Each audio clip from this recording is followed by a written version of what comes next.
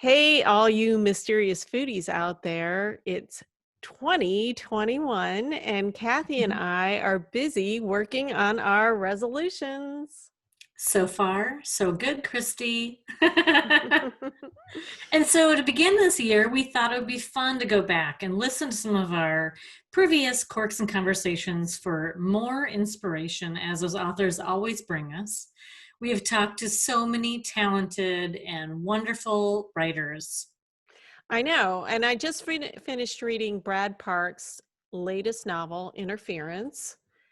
It is really a must read that showcases his talent for writing thrillers. You know what? I think he nailed this one because it delves into a lot of very pertinent topics right now, right? Scientific unknowns, foreign influences, and the Department of Defense. And we also loved our Corks and Conversation with Brad Parks from season 1. Oh, it's definitely worth another visit. We were very young podcasters then. Yes, But very. we really, the takeaway from our conversation with Brad was so great. Especially my favorite thing was his take on the meaning of grit. And we both found that to be very motivating, I know. Yes, it was, and we laughed a lot, which is very cathartic in these times as well. Yeah. So, I kind of liked his story about the naked LeBron James. I Just figured saying. you'd, I kind of figured you'd remember that one. Well, listen, all of our listeners, we hope you enjoy this redux of our Corks and Conversations with the very great author, Brad Parks. Welcome to the Game of Books podcast. Today's episode of Corks and Conversation. So I'm so excited that we're doing our first three-way Corks and Conversation where we are all in different locations. I just feel like we're so cutting edge on the technology front. And as much as I liked being down in Florida for our previous episodes, it's really nice to be at home in South Dakota. And I have a guess that our author today is probably glad to be back in the comfort of his home as well. Yes, and even if we are a little disappointed that we aren't in the same room with one of crime fiction's sexiest authors of 2011, Oh, no. fortunately, he has a lot more accolades and insight into writing than that. So, Cathi, why don't you introduce him so we can pick his brain? Oh, gladly. Our author today is Brad Parks. Our listeners, our mysterious foodies, MFs, probably already know that Brad is the author of 9 fantastic thrillers, but if not, it's our pleasure to introduce him to them. After an impressive career in journalism, reporting for the Washington Post and the Newark Star-Ledger, Brad thankfully made the shift to fiction writing. Since 2009, he's published 6 thrillers in the Carter Ross series and 3 standalone thrillers, including the very recently published The Last Act. Brad holds a pretty cool distinction as being the only writer to win the big 3 in crime fiction. That would be the Seamus, the Nero, and the Lefty. He lives and writes full-time in Virginia, and in addition to that, he's also a husband, father, runner, and apparently an occasional singer at writers' conferences. I don't know how we missed that. Not At that we Sleuth got to Fest. hear that. And if you follow his newsletters, which are found at his website, bradparksbooks.com, you'll know he also manages a team of unruly and overworked interns, I guess. Brad, welcome. We're so happy to have you here it's today. good to be here. And now that I've been introduced as the sexiest author, I'm really, really glad this is a podcast because I've always said I feel like I have the looks for podcasting, and I think that will very much come through to your listeners just of how sexy I am. Oh, good. Awesome. I know. Awesome. Well, Brad, I want to start out with an easy question. Okay. Okay. On an earlier episode of our podcast, Cathi had discussed a well-known legal dilemma that a character in your book, The Last Act, also faces. I'm not going to give anything away, but there's a child that needs medical treatment, and the father steals the money for it because he doesn't have enough to cover the cost. And the child ultimately gets the care she needs after the father's incarcerated and the family reaches a low enough poverty level that the government covers the treatment. This is a very politically charged topic in healthcare today. So my question is, what is your favorite Hardee's breakfast biscuit? Really Excellent. didn't know where you were going with that one, Christy. I was just kind of hanging on for dear life. Like, really? She's going to make me talk politics this early in the show? I mean, don't get me wrong. If you get me wound up later, I'll go politics if I have to. And especially, I love how in this day and age, like, everybody says, well, not to get political, and then Right. they, start to get political. But so actually, I will if we're going to get political, what I will do is do what politicians do, which is pretend like I'm answering your question, but then not actually answer it at all. And I will say that your question reminds me of the Game of Books podcast, right? Which of course makes me think of Game of Thrones, right? And did you know that this past summer, and you were speaking about singing, I had the pleasure of serenading George R.R. Martin at Thriller Fest. You're kidding me. I did. So, myself and Daniel Palmer, always my partner in crime and serenading and other things. We sang to George R.R. Martin, who was the Thriller master this year at Thriller Fest. Right. And of course, this involved me dressing in drag as Daenerys Targaryen. Now, again, this is a podcast, so nobody can see me, but I'm about 6'1", a good solid 200 pounds, maybe 210 if I've been eating too much ice cream. I'm kind of hairy. I kind of, and I did not shave my chest for this, by the way. And and I afterwards so we serenaded him, and now we're getting our picture taken with him.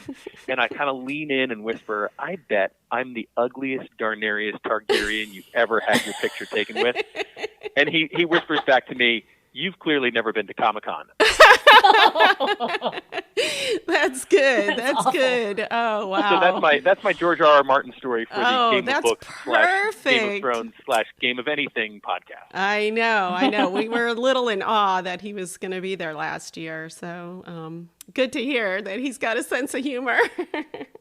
Oh, you have to, right? I mean, Right. I can't even imagine what that man goes through.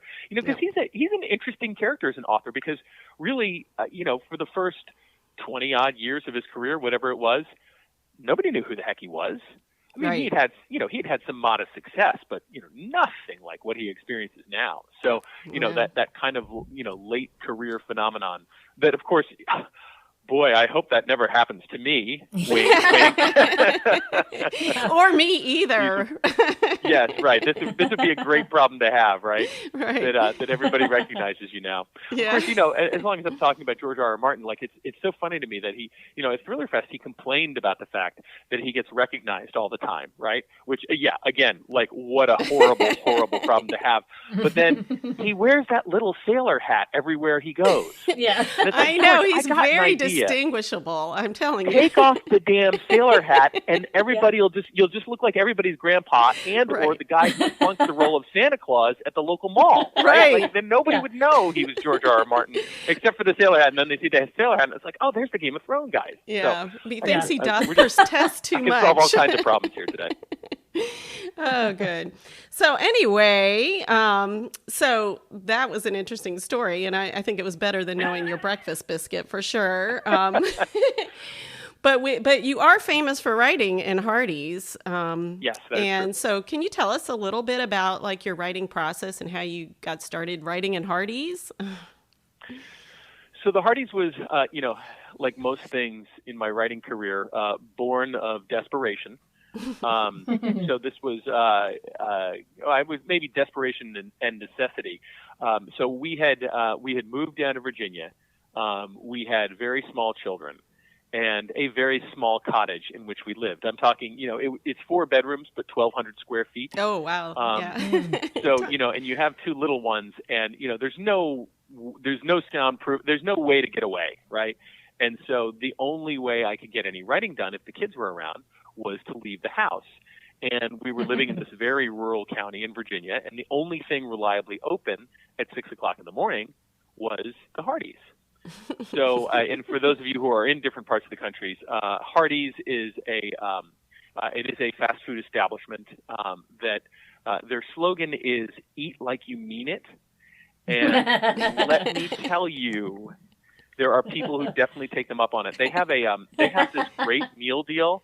This is no lie. It is a meal deal that I did the calculations based on the little thing on the wall. $5 gets you 1,830 calories. Oh my gosh! I mean, what a deal! You can't. Believe me. Like you see these guys coming in and they get the meal deal, and they're working their butts off all day, but they never go hungry because of the meal deal. So anyhow, so what I discovered about Hardee's was not the meal deal, because I sit on my butt all day and not work. So the meal deal would be very catastrophic. Right. But, it was, it basically kind of had everything I needed. It had no wireless internet, which is, a huge, huge thing for me. I really try to shy away from any, do's and don'ts kind of edicts when it comes to writing. But I think the one major don't is you can't write with the internet on. It is such a distractor, and it takes you out of your story every time. So at Hardee's, there was no possibility of the internet. And then, like I said, it's far enough away from my children that I couldn't hear them screaming. And then finally, perhaps most importantly, free refills on Coke Zero. And man, you just get that caffeine rolling, and everything is just gold. So yeah, I have not written a word in years that was not under the influence of Coke Zero. Oh, really? Well, I'm sure also there are quite a few characters that come in, so that probably helps with developing characters in your books. Maybe. Yes, although don't get me into my Hardee's story, because I keep a file that I call Overheard at Hardee's. Where I will write down, so like there were one of my favorite items in the file is these two guys are sitting there talking, and one of them's going, "Yeah, man, I used to work at that lumber mill. I came home happy every day that I still had 10 fingers." And the other guy looks at him and says, "But you only have 9 fingers." And he goes, "I know, but I didn't lose it at the lumber mill." No way. Yep. Well, okay. I'll give you another one. So, this woman was sitting with her friend, kind of two older women. And let me see if I can get this right. It's better if I have the file in front of me, so I can get it verbatim. So I'm going to miss it. And she says, "Well, I overheard my mother talking to my aunt about my cousin who had gotten pregnant. And she said, well, she was down in the basement with so-and-so playing ping pong. And I was 11, and I played ping pong in that basement all the time, and I was just terrified." What? Ping pong, the dangers of ping pong. Ping pong can lead to pregnancy. They don't teach that in the sex ed classes, but it absolutely, the ping pong can be real trouble if you're not careful. Oh, That's my goodness. Well, that just leads me that the humor in your books is nice. I like it, even though you're talking about often, serious things, current events, right. But the readers can really relate to it. And I mean, did you always write with this humor, or? I've actually, if anything, tried to tamp it down over the years. I think, because there is the observation that these are ultimately books of suspense, and you can't be laughing and feeling tension at the same time. Right. So I think I try to be, and maybe early in my books, I went for the funny line a little too often.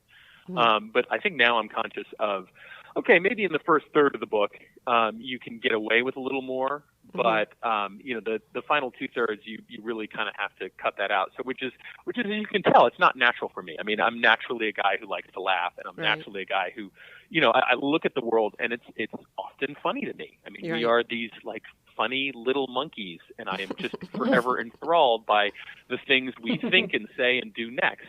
Right. And so I do kind of have to tone that down. Like in my book that came out 2 years ago, Say Nothing. That was a book where it is a gripping thriller. A judge whose children are kidnapped by somebody who is looking to control the outcome of a case he is hearing. So this poor man, his children have been kidnapped. It's like every day is the worst day of his life, right? And he is not going to be cracking jokes. He's just not. Right. And so, like, I actually had an entire editing pass of that book where all I did was went through the entire thing and took out any line that I remotely thought was clever or funny or, might even make someone smile, because I didn't want to let you up off the mat for even a moment in that book. Right.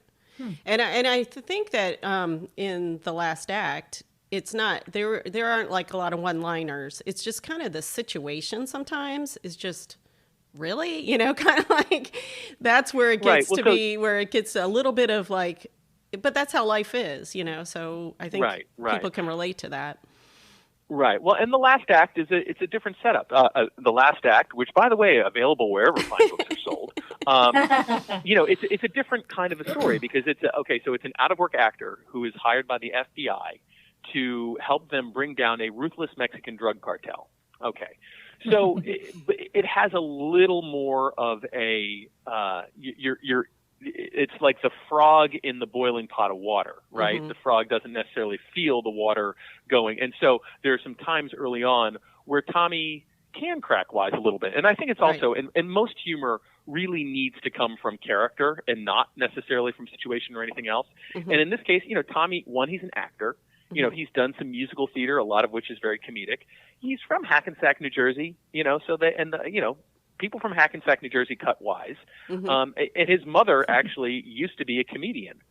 So he very much has laughter in his blood. And actually, and Barb Jump, who is the protagonist's mother. So Tommy Jump is the name of the protagonist. Barb Jump is his mother. Actually, she has some of my favorite lines in the book because it's natural for her to make jokes. Right. That is just who she is. And so, when she's just going off and she'll, I gave her some great one-liners, if I do say so myself, but when it comes from character, I think readers are a lot more likely, or I should say less likely, to get jolted out of the spell. Right. That's the last thing. Like, you don't want them to ever feel the writer too much. You want them to be feeling the book and the setting and the situation and everything like that. And I think when you can do it through character, it can work. Mm-hmm. In the right size doses, I always say. Right. Well, I would love to read some of your sports articles from back in the day to see what kind of humor you put in them. Was there humor? Well, so there, there I had to be fairly straight as well most of the time. Yeah, there were some opportunities for it, but the newspaper world, it's a funny difference between. And this was maybe a sign that I wasn't meant to be in the newspaper world forever, is that people would, editors in the newspaper world would read my stuff and go, God, there's too much voice in this. There's too much voice in this. We got to tone down your voice and everything like that. Wow. And of course, the voice is the thing in fiction that everybody loves and wants more of. Right. So maybe I was meant to do this, but I always kind of had to be on my best behavior, or sort of best behavior anyway, when I was working for the newspaper. Oh, great. Okay, that is a perfect segue, because we don't really always need you to be on your best behavior. Our next thing we like to do is we like to do this thing called the carafe question, kind of like a wine carafe. Oh, okay. Since we're not all together. Crass question, and I'm like, well, I'm in for that too. So, okay, carafe. It might be. Game. We don't know. It's a mystery. So Christy's going to have to pull one out for you, because we're not all together this morning. All right. And if you don't like the question, we can always pick another from the carafe. But let's see what we've got. If you could do something dangerous just once with no risk, what would you do? Oh, no. I already write books for a living. That's dangerous enough. Thank you very much. It is a cutthroat world out there. Yeah. Just once, what would I do?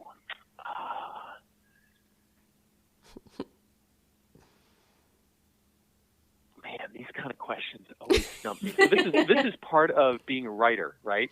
You always think of the best answer anywhere from 5 minutes to 5 hours to 5 days after you've been asked the question.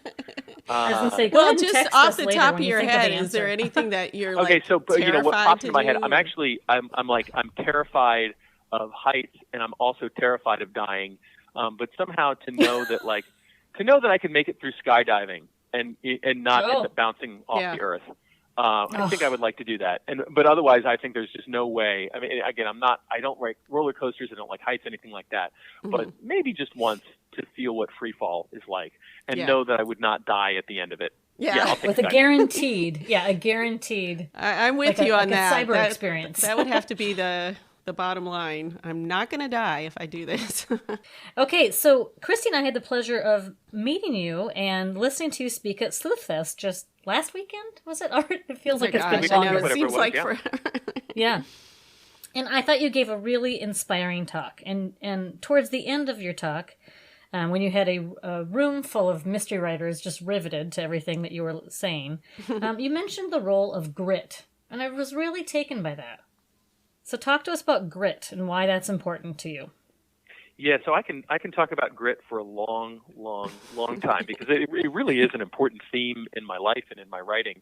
But for those who aren't familiar with kind of the modern usage of the term and the historic usage of the term are really very much the same thing. But it's the notion that the people who succeed in this world are the people who are willing to just keep working at something and who never give up, and who when they reach a barrier, they don't stop. They find a way to go around it or under it, or they blow it up, or whatever they have to do. You're just not going to stop them. They keep going at it. And I really think that's one of the beautiful things about writing. I mean, there's no stopwatch on you. There's no, and the only one who can tell you to stop is you. So the story I told the writers, and it's a good, embarrassing story that it very much as all good stories are. Yeah. Yes. So my wife is a school psychologist by training, and so when she was in grad school, she was learning to administer all these intelligence tests, and I was her test dummy. Quite literally. So she would give me these tests that were like designed for sixth graders or something like that, and I would fumble my way through them. But there was one in particular that I always remember. It was this picture completion test where I had to take blocks and rearrange them to look like the picture on the page. And little did I know, she wasn't allowed to tell me this, but basically, and again, mind you, this is for sixth graders. You would be given a certain score if you completed the task in a minute or less. You would be given a certain score if you completed the task in 2 minutes or less, and you would be given no score at all if it took you more than 2 minutes. However, the test administrator could not tell you to stop. So, 26 minutes later, I nailed that sucker. But that's the great thing about, and I really so I always tell people, I am not the smartest guy in the room, and I actually have the statistics to prove that. It's like if there are more than three people in the room, it's almost statistically impossible for me to be the smartest guy in the room. And I have the proof. But man, the persistence thing, you can keep going at that manuscript as many times as you like, and and it's your own endurance, it's your own just relentlessness. And actually, so I use the term grit. If you ever get Michael Connolly on, and I'm sure he's an easy get, so no problem. Yeah, obviously. But one of his favorite words is relentless. You have to be relentless. And that's why he's a guy who 20 whatever books he's into his career now, he's won every award, he's made lots of money, he's every honor that an author could reasonably wish to have, he's got. And yet his books are still as good or better than ever. And it's because he is relentless. And I think that's a good goal for all of us. Yes.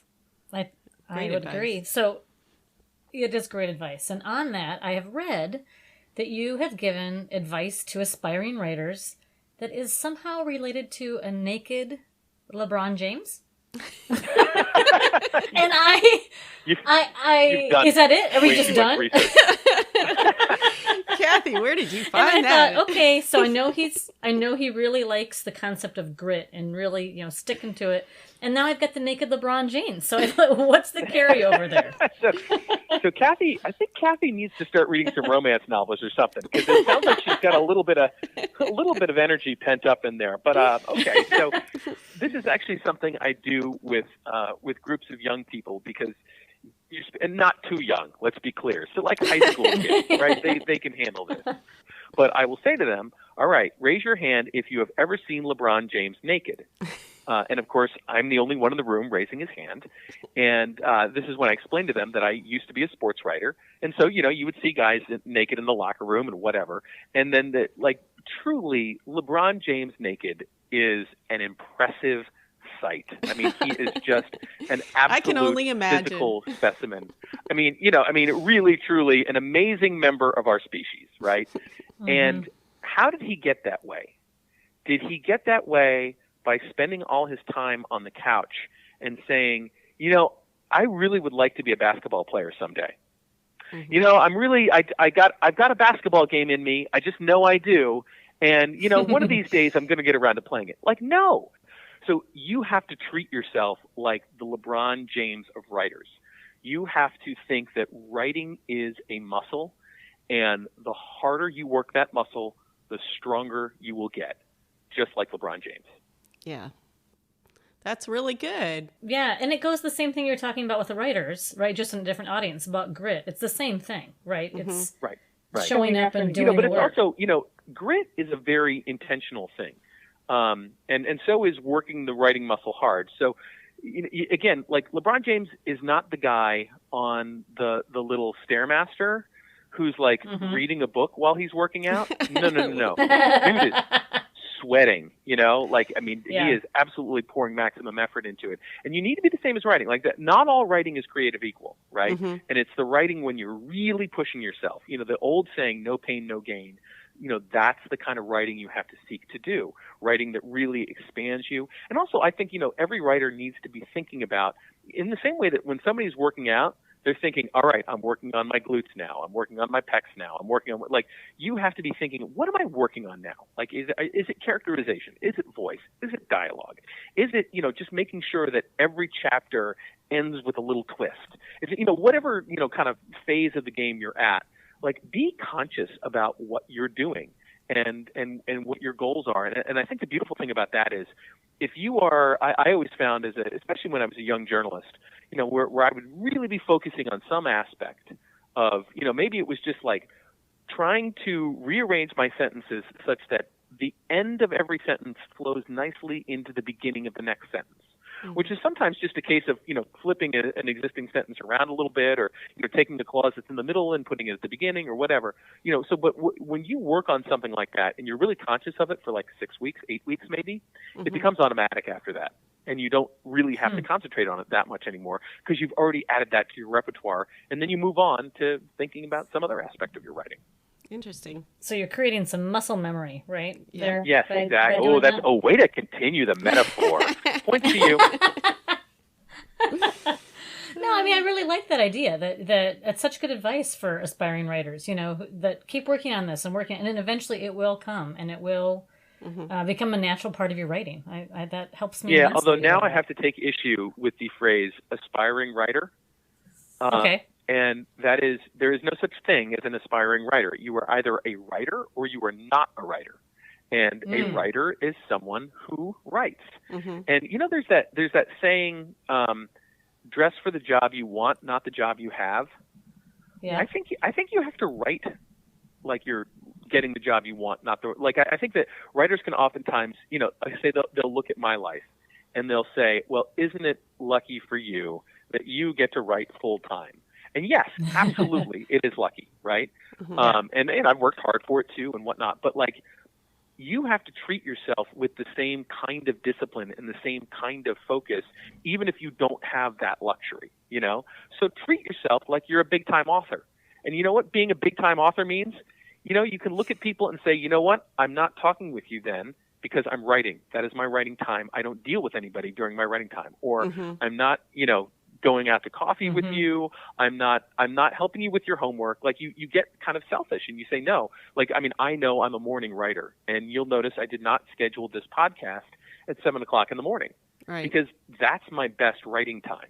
And so I very jealously guard that, roughly 6:00 in the morning. That's about the time I roll out of bed, and I'm hopefully at the keyboard as soon as I can get to Hardee's.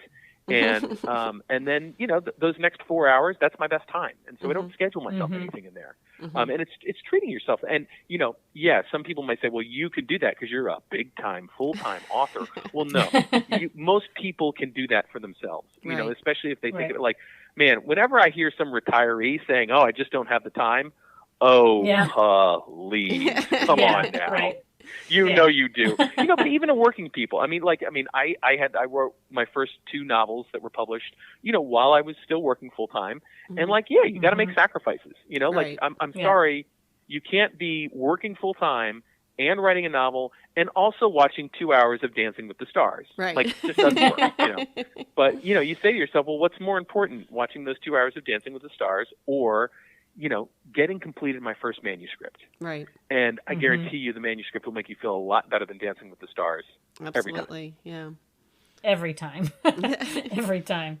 So I really like how you mentioned that your magic hours, right? Like that really good productivity time. And so then I'm going to guess that you put things like, fabulous interviews with great podcasters and appearances at Sleuth Fest in the other hours of your day. I mean, you kind of compartmentalize, it sounds like.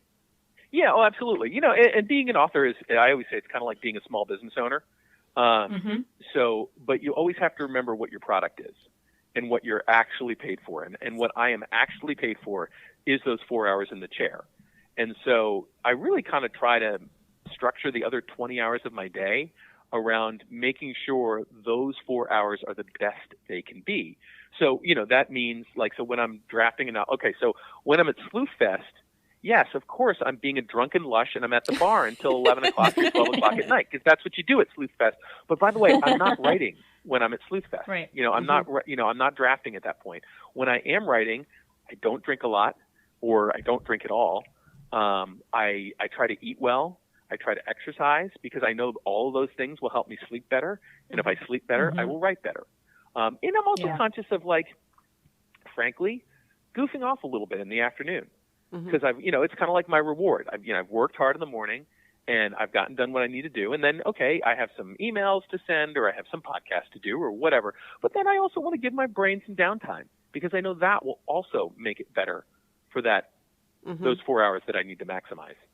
So there's always those kind of demands of publicity or whatnot. But, I always say just remember what you're actually being paid for. Or, you think about, people get all wound up about how much promotion they have to do and this and that. And I always say, okay, how many tweets did Gillian Flynn send out about Gone Girl? Oh, none. She actually wasn't on Twitter until about 6 months ago. So, don't tell me that you need to somehow self-promotion is the key to the kingdom. The key to the kingdom is, write a great book and then hope like hell people notice it. Right. Well, and that is a perfect segue, Brad, because The Last Act is a great book. And we are delighted to have had you talk with us today. And Christy, I know, has one more question. Oh, yes. Before we go, we have one final question. This is to appease our mysterious foodies out there. Those are our listeners. So we like to ask all the authors we talk with, which of your characters would you like to share a meal with, and what would it be? That's a beautiful, beautiful question. Oh, thank you. So, I'll take someone from The Last Act, and I will actually go with Tommy's fiancée, whose name is Amanda Porter. Amanda is actually a struggling artist, and she's a real introvert. She does not necessarily talk to anyone. You kind of have to get Amanda one-on-one if you're really going to get anything out of her. So, probably it would have to be in some. She would like to sit in the corner. She would like to have her back against the wall because she doesn't like people behind her. And then I would spend a nice time. It wouldn't really matter what we ate. She'd probably have a burger or something like that, and maybe I would too. But I would really like to talk to her about the creative process and about how she sees the world as she does and how she uses that to inform her art. Because if I've learned anything about writers, we are craftspeople for sure. I mean, the writing is a craft, but there is also art that fuels the craft. And I've become more conscious of that as time goes on. And so to talk with other artists, I have found is an incredibly helpful and incredibly inspiring thing. Well, so great answer. Go with answer. Amanda Porter.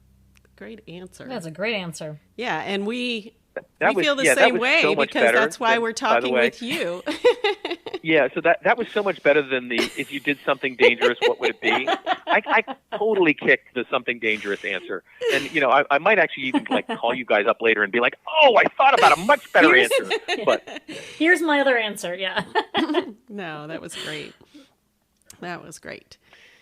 So anyway, just to recap, Brad's book, The Last Act, came out a few weeks ago. So go out and buy it or go online and get it because it's a great read. And let us know what you think, because we're going to talk about the book a little more on our next episode of Game of Books. And you can reach us on Twitter or Facebook at GOB Writers. And if you have any more questions or want some more information about Brad and his latest book, Brad, how best can readers reach you? Well, so if you want to go Twitter, I am at Brad_Parks. If you want to do Facebook, I am www.facebook.com/BradParksBooks. Or on the old-fashioned internet, if you go to www.bradparksbooks.com, you can both sign up for my newsletter with those aforementioned irascible interns, or you can hit the contact button and send me an email directly. I answer all of my email, except if you say something truly hateful or racist, in which case I ignore you. But for the most part, I answer all of my email.